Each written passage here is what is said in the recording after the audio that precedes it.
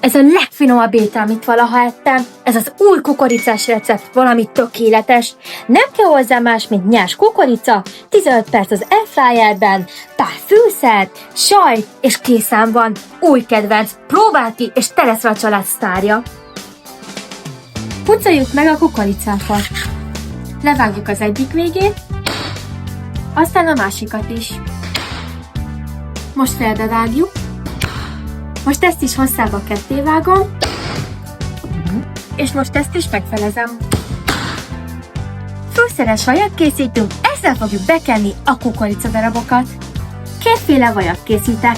Az egyik csípősebb azoknak, akik az ilyen pikánsabb ízeket szeretik, a másik pedig nem csípős, szóval a gyerekek is szeretni fogják. Na gyertek, fűszerezzük be! Megolvasztom a vajat.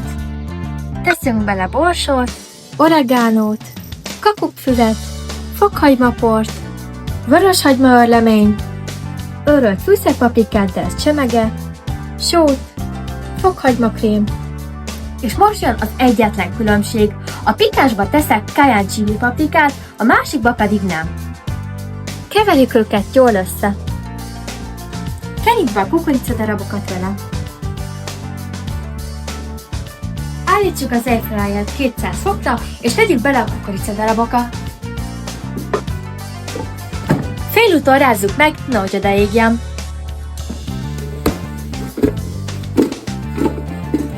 Amíg a kukoricánk sül, addig felvágunk egy kis petrezselymet,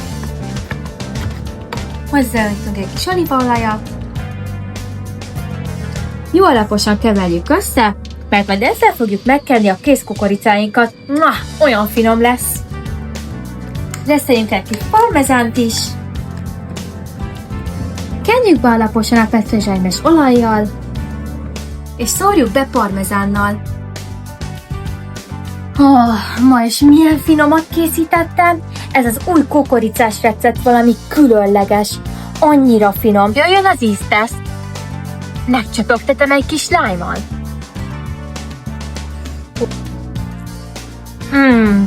Ez a legfinomabb dolog, amit valettem.